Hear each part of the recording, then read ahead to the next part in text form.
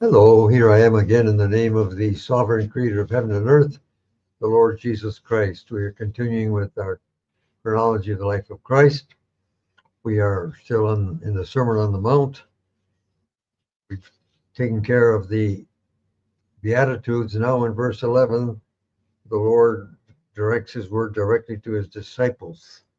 So I will now read verses 11 and 12. We're still in Matthew chapter 5. Blessed are you when they revile and persecute you and speak all kinds of evil against you, lying because of me. Rejoice and exult, because your reward in the heavens is great. For so they persecuted the prophets who were before you. Blessed are you, that you is plural, the ye. Blessed are ye, if we had Old English.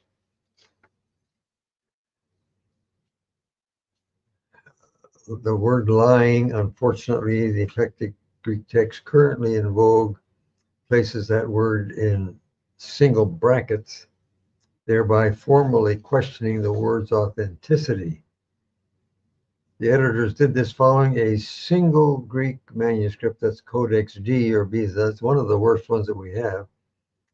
Plus part of the Old Latin. But the trouble is that in their initiative makes nonsense out of what the Lord said.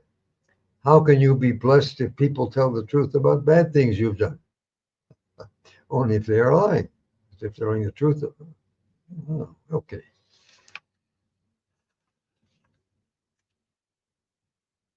So they persecuted the prophets who were before you. You know, if you go back to the Old Testament, the prophets were only persecuted when they spoke, and usually the people didn't like what they said. Yeah, but we also, you see, have an obligation to speak. And if we tell the truth, people aren't going to like it, usually.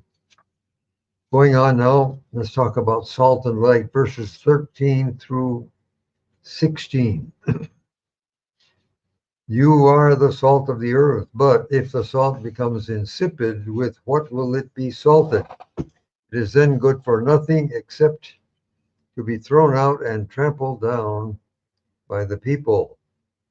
You are the light of the world. A city located upon a hill cannot be hidden, nor do they light a lamp and place it under the hamper, but on the lampstand, and it shines on everything in the house. So also let your light shine before the people, so that they may see your good works and may glorify your Father who is in the heavens. A couple of things I want to comment on here. First, the insipid salt. Christians who have caved in to the world's values and lifestyle are like insipid salt, good for nothing except to be thrown out. At that time, way back then, insipid salt was thrown on the road. It was a dirt road, helped to keep down the dust because a little bit of salt still left and attracted the moisture. Now then, the implications of this have become increasingly serious in today's world, because it's all the time harder not to back down. But now let's go on to the light. You are the light of the world. If you think about it, both salt and light are aggressive. Sure, a pinch of salt in a pan of rice seasons all of it, right? Darkness is simply the absence of light. If you turn on the light in a dark room, darkness is gone. Lamentably, most Christians today are passive, not aggressive like salt and light. It is the servants of Satan who are aggressive. More and more and more in today's world. You see it in the news every day. The last thing here in verse 16, that they may glorify your Father who is in the heavens. Well, that was then. Nowadays, if you stand up for biblical values, you'll probably be persecuted, not praised. But the darker the night, the farther light can be seen. That's true. Yeah. If you haven't noticed that, the darker the night, the farther light can be seen.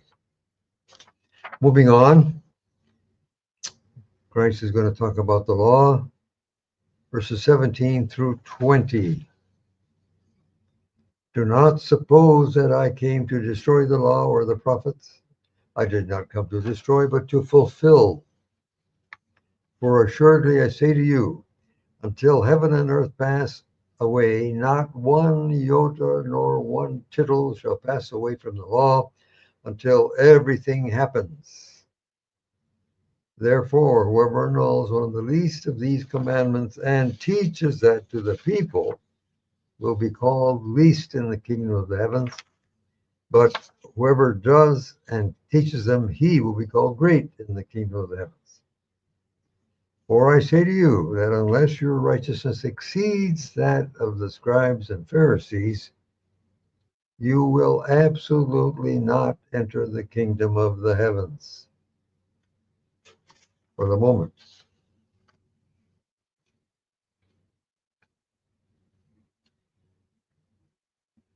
One iota and tittle, those are iota, the smallest letter in the Hebrew alphabet. Tittle is just a piece of a letter. It changes one letter from another. The Lord here makes an impressively strong statement about the preservation through time of the precise form of the sacred text, in this case, the Hebrew text. By the way, the Bible code works, just in case you don't know that. Going on, since our only access to the meaning is through the form, any alteration in the form will alter the meaning. One of the most effective ways of annulling a commandment is to corrupt the text, something that Satan understands very well. You can see more about that in 1 Chronicles 16:15, John 12:48, Revelation 22:18 and 19. Now then, when he says here, whoever annuls one of the least of these commandments and teaches that to the people, obviously the Lord was not contradicting what he had just said. A teacher or preacher can only, quote, annul a commandment for his hearers by telling them that it no longer applies or that they don't have to keep it. That damages his hearers, okay, yes, if they buy it, but that does not change the commandment. Did you get that? It's a commandment.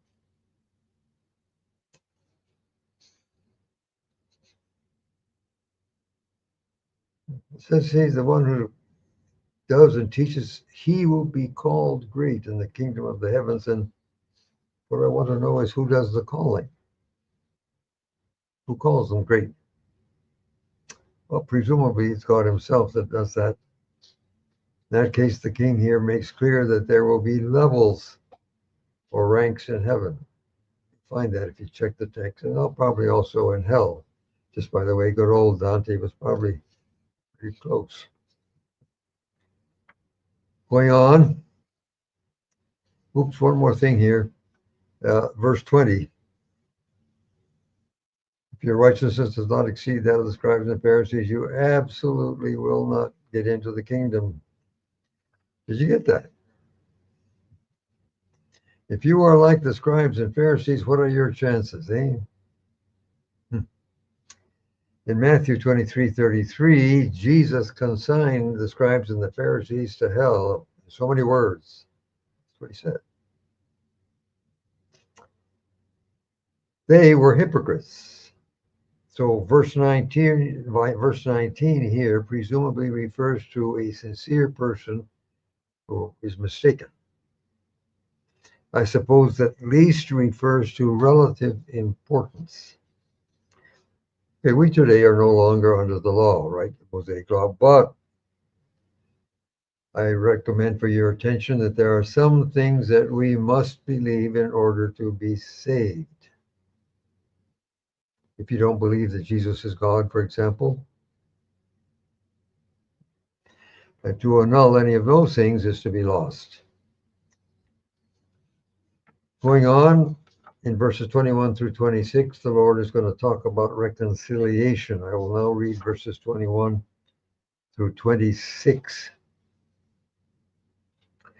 You have heard that it was said to the ancients, you shall not murder, so whoever murders will be liable to the judgment. But I say to you that whoever gets angry with his brother without cause will be liable to the judgment, and whoever says to his brother, numbskull, will be liable to the council, but whoever says, you absolute idiot, will be liable to hell fire. Therefore, if you bring your gift to the altar, and there remember that your brother has something against you, leave your gift there before the altar and go. First be reconciled with your brother, and then returning offer your gift. Be agreeable to your adversary quickly, while you are on the way with him, lest the adversary hand you over to the judge, the judge hand you over to the officer, and you'll be thrown into prison. Assuredly, I say to you, you will by no means get out of there until you have paid the last penny. Okay, for the moment, a couple of things I want to comment on here. First thing is that the scribes had diluted the text there in verse 21. The law actually demands the death penalty for murder. There was no sacrifice for murder. Death penalty. You'll find that in Exodus chapter 21 and verse 12.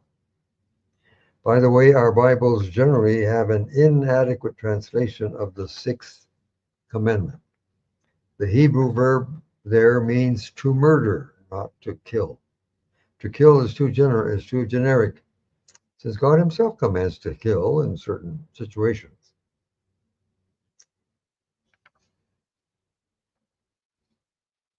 Now we come to without cause in verse 22. God hates injustice and will judge it. Unfortunately, less than 2% of the Greek manuscripts of inferior quality, I can prove that, omit without cause. And like that's in the NIV, NASB, Living Bible, TEV, and so on. NIV, NASB, and LB, the Living Bible, favor us with a footnote informing us that, quote, some manuscripts add without cause, end quote. By some, they mean only 98% of them, about 1,700. More serious, the shorter text has the effect of forbidding anger, which would contradict other scriptures like Ephesians 4:26, Psalm 4:4, and the Lord's own example, Mark 3:5. Now we have some rather difficult things here. Whoever says numbskulls, what the Greek text here has is a transliteration of the Aramaic form raka. So what do we do with it? Well, the idea seems to be that this was an offensive epithet that could lead to a court case for defamation of character or whatever, something of the sort. That's why you go to the council. Right? Now, absolute idiot. Again, it's very difficult to translate the Greek there. But the problem, of course, is that it's the hellfire. This presumably involves an offense against God, denigrating his image, disparaging his work. However, note that the Lord is talking about saying this to a brother. Jesus himself applied this term to the scribes and Pharisees in chapter 23. Over there and see it. Verses 22 through 24 here that I've just read deal with how we treat brothers. That connection, consider James 4:11 through 11:12, quote, brothers, do not speak evil of one another, because the one speaking against a brother and judging his brother speaks against a law and judges a law. So if you judge a law, you are not a lawdoer, but a judge. The lawgiver and judge is one, the one who is able to save and to destroy. So who are you, singular, you, to be judging someone who is different, end quote. James. I was surprised to find the Greek word heteros there, which usually refers to a different kind. I personally do not enjoy dealing with brothers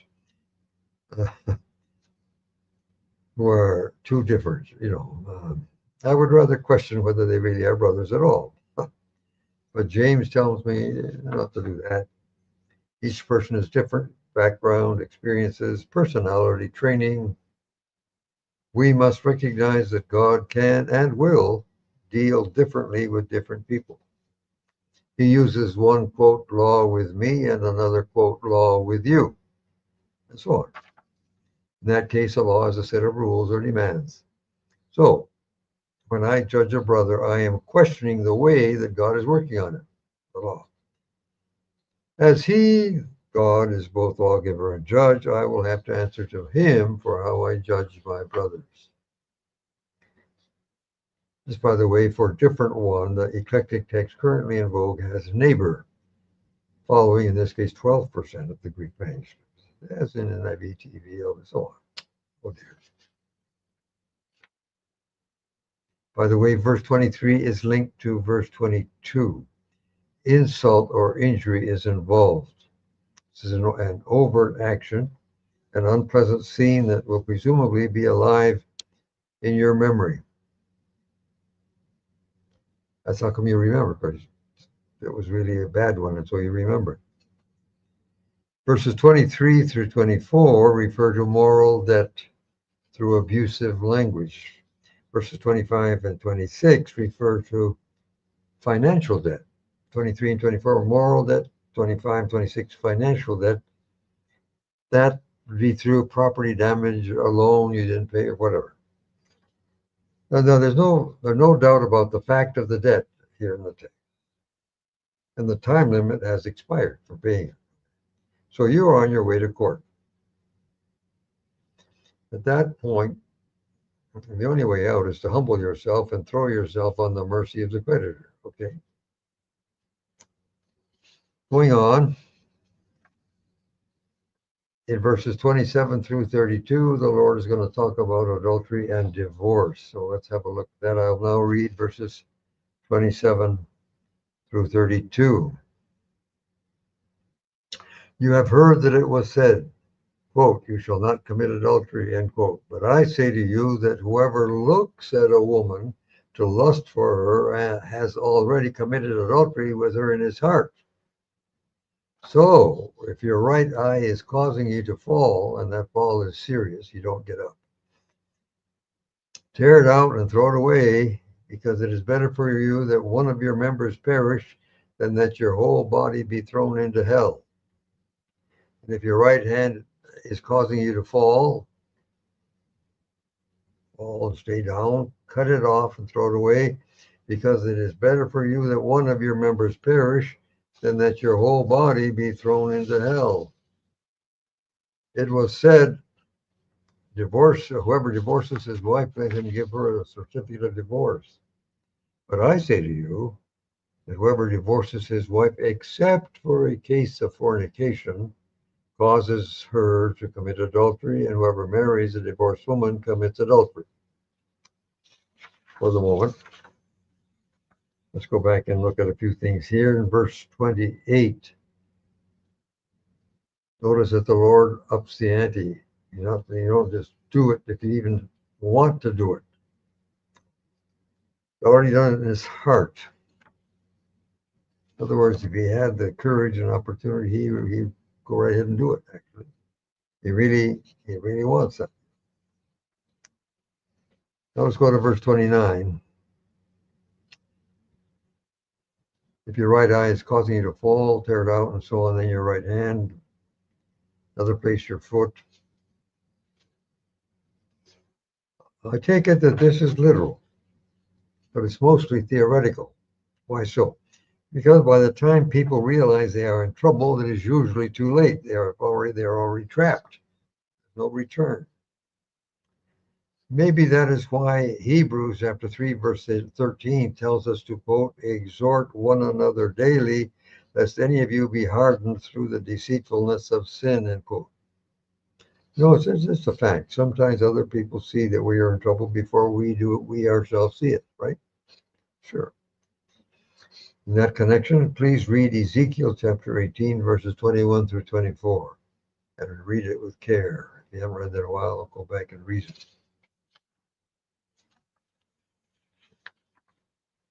One other thing here in verse 32. What does fornication mean? Because he says, except for a case of fornication. Presumably a reference to premarital sex, where a groom discovers that his bride is no longer a virgin, like the situation that Joseph faced with Mary back in Matthew 1, verses 18 and 19. Remember that? Also, you can see this more in Matthew chapter 19, verses 3 through 12. It goes into some detail. Attention, please. Fornication and adultery have distinct semantic areas in the New Testament. The first one does not include the second. Fornication does not include adultery. Adultery is only within the marriage bond. And fornication does not cover that. You'll see that in Matthew 15:19, Mark 7:21, 1 Corinthians 6:9, Galatians 5:19, where in lists you have the two words, which means that they are separate things. Going on, why does the Lord say that if a woman is divorced, makes her commit adultery? Well, at that time and in that culture, such a woman, had to look for another man. There was no other way to maintain her physical survival. Without a man, she couldn't live. She would die.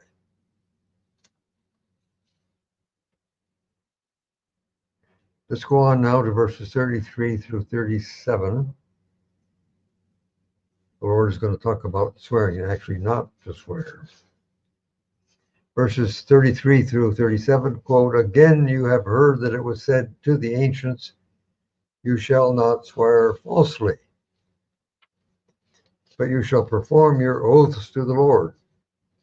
But I say to you not to swear at all, neither by heaven, because it is God's throne, nor by the earth, because it is a stool for his feet, nor by Jerusalem, because it is the city of the great King. Nor shall you swear by your head, because you cannot make one hair white or black. But let your word be yes, yes, no, no, for whatever is more than these is from the malignant one. Did you get that? A couple things I want to comment on here.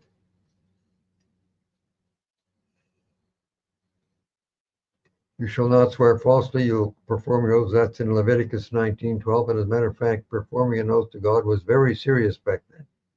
You just had to perform your oath. So that's okay. But now the Lord goes beyond that. The text says don't swear falsely. Jesus says don't swear at all. Why would Jesus say that? To swear ever. Never swear. Well, Hebrews 6:16 explains why we swear. It is to reinforce someone's word, as if that word were not enough. The value we give to someone's word depends on the concept we have of that person, okay? If we know that that person lies, cheats, does not lead a responsible life, then we will not value that person's word. Of course not. For someone to accept our yes as true, a true yes, our conduct must be irreproachable. An unblemished character should dispense with the need to reinforce our word with an oath. That's the way it should work. But why then does Jesus go on to say that anything beyond this is of the malignant one? Like, that's sort of heavy. Well, what kind of thing undermines the reliability of my word? Do not sin, or a whole bunch of sins. So where does sin come from? From God or from Satan? Well, sin is from Satan. And it is sin that undermines the reliability of our word. Now we need to talk about the great king in verse 35.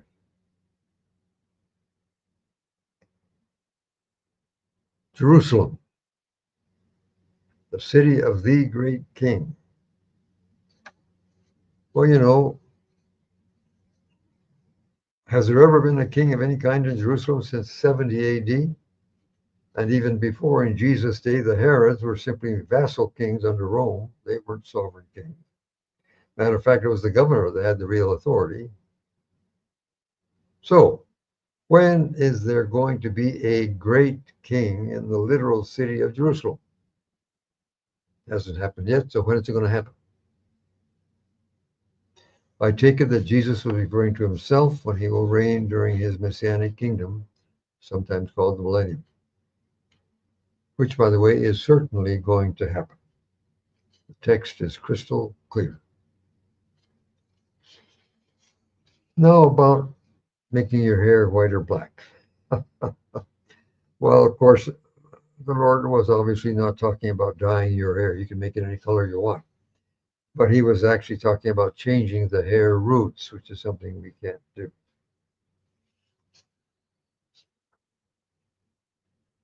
So what's this about your word being yes, yes, and no, no? Well, what I understand is that it presumably precludes any and all exaggeration, putting a spin on things, and so on. What we say should be right. That's it. Then he goes on, whatever is more than these is from the malignant one. Do we really believe that? Have you ever thought about that? If not, you need to go back to the drawing board. Remember what the Lord said in Matthew 12, verses 36 and 37. I'm going to have to read it here from my New Testament. 12, 36 and 37.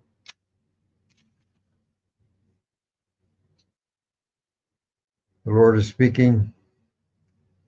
I say to you that for every useless word, whatever that people may speak, they will give account of it in the day of judgment.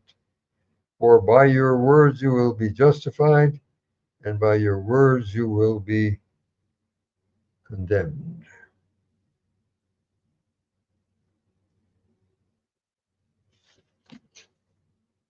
There it is, pretty heavy.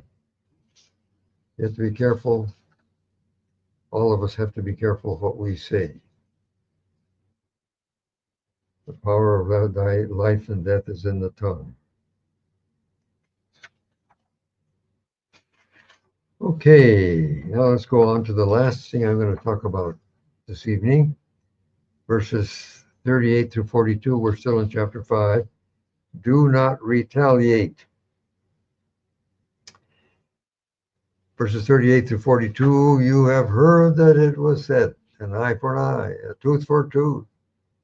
But I say to you, not to resist the evildoer, but whoever slaps you on your right cheek, turn the other to him also. And if someone wants to sue you and take your tunic, let him have your cloak as well. And whoever compels you to go 1 mile, go with him 2. Give to him who asks you, and do not turn away from him who wants to borrow from you. Well, several things here are just a little bit difficult, okay? But to begin, eye for eye, tooth for tooth, that is from Exodus chapter 21, 24. It's right there. However, verse 22 makes clear that it is, quote, as the judges determine. In other words, we are not supposed to take the law into our own hands. You have to have the judges decide that. Okay, but how about this bit about turning the other cheek? I don't like that at all. That one bothers me. So what are we going to do with this? Well, I take it that we are not supposed to use physical violence to respond to physical violence. That's our natural inclination. Someone hits me, I want to hit him back. But we can use our spiritual authority.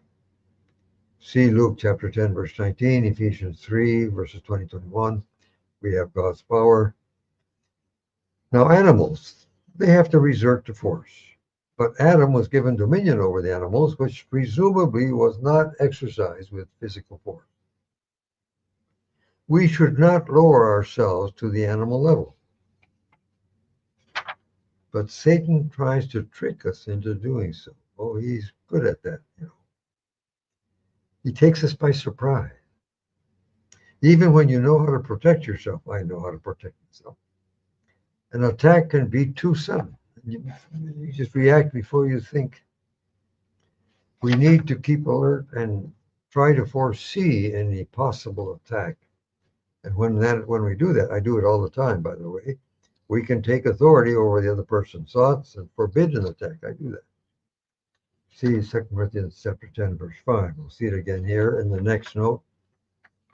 It talks about legal action. Again, I say we are not supposed to use legal action to respond to legal action. We can use our spiritual authority. Okay, if the other side, if they are resorting to legal action, they presumably do not want to talk it over. No, they don't want to talk. They just want to impose something on us. Also, turning the other cheek, so to say, might shame them. And I say, why not try to take their thoughts captive to the obedience of Christ? That's 2 Corinthians 10, verse 5. We can do that. Maybe that's a better solution. Now this bit about 2 miles. That was a Roman imposition on subjugated peoples. Any Roman soldier could compel a local non-Roman citizen to carry his pack for 1 mile. That's the way it was. That was really a humiliating situation. But a cheerful response to that situation could at least deprive the soldier of any sadistic satisfaction, okay? And might even shame him into carrying his own pack.